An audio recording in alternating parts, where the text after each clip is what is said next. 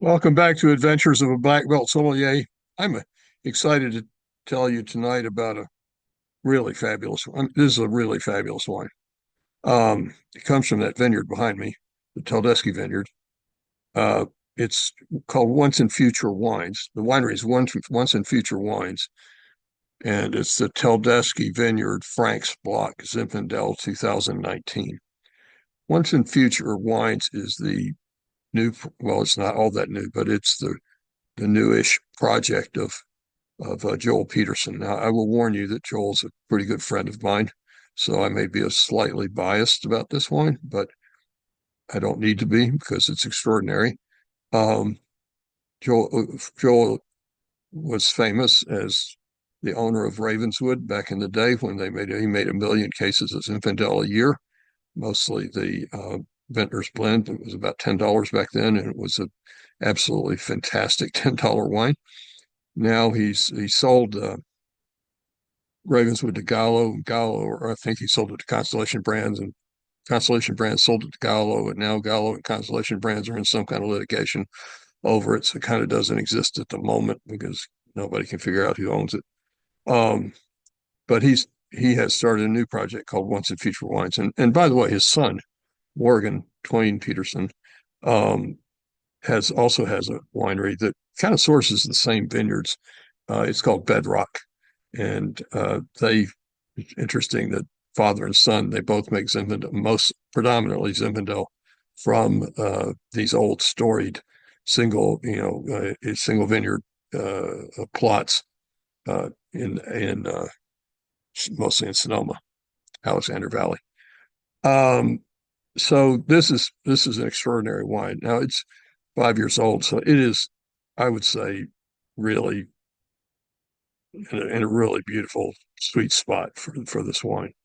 Teldeschi is one of the historically great vineyards in California for Zinfandel. This wine comes from a small part of the Teldeschi vineyard called Frank's Plot, which is even better. It is, well, it's just such a wonderful wine.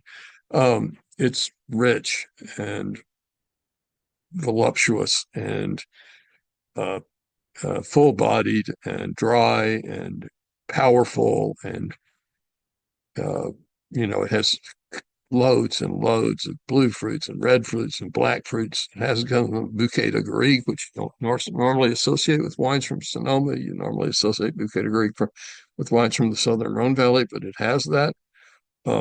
It's really, really rich and and weighty on the palate. Um, the tannins are pretty much completely resolved at this point, so it's almost like red velvet in your mouth, not the dye, not the dye red velvet. So it just, it's up there in the pantheon of great Zinfandels that are in the market today. I'd say the only, well, there's three other wineries that make Zinfandel at this level. There's Ridge, um, and then there's his son Morgan with Bedrock, and then Turley Cellars. They're easily the four, you know, extraordinary producers of Zinfandel. And this one, it rates right up there with any of the wines that Turley makes or Ridge makes or Morgan, his son, makes. It is absolutely uh, just everything you would want Zinfandel to be. Um, I'm having some baby back ribs with a dry rub tonight, and I'm going to have a glass of this with it, and that's going to be really, really a match made in heaven. Um, you should look for it. It's special. There's not a lot of it. He only made like 450 cases, so there's not a lot of it. And it's not inexpensive for some adults. It'll be about $50, but you can spend a whole lot more than $50 and not get as great a bottle of wine. I'm lucky. I found it for $11. I found a case of it at a store that had mispriced it. I bought a case and they gave me 10% off, so I bought it for $10.70 a bottle. And it is, I no question, it's the best $10.70 bottle of wine I've ever drunk in my life. Um, and not just because I know it's a $50 bottle of wine, but because of the kind of wine it is. It's it's really, really special.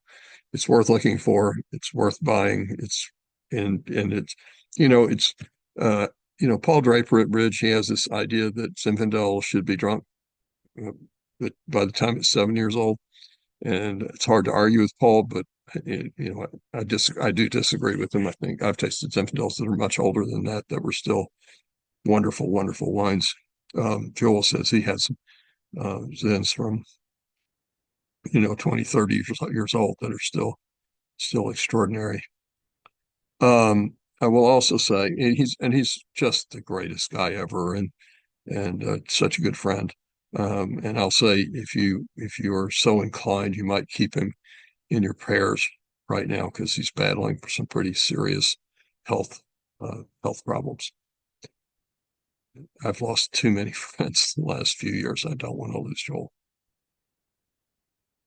It's part of what happens when you get to be 72 years old. It seems like somebody that you care about dies way too often.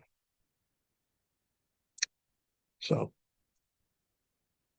2019, Once and Future Wines, Teldeschi Vineyard, Frank's Block, Zinfandel. Absolutely extraordinary. Don't know that I've really ever tasted a Zinfandel that I would say was better. I've tasted others that are great, but this is up there with any of them. Thanks for tuning in to Adventures of a Black Belt Sommelier.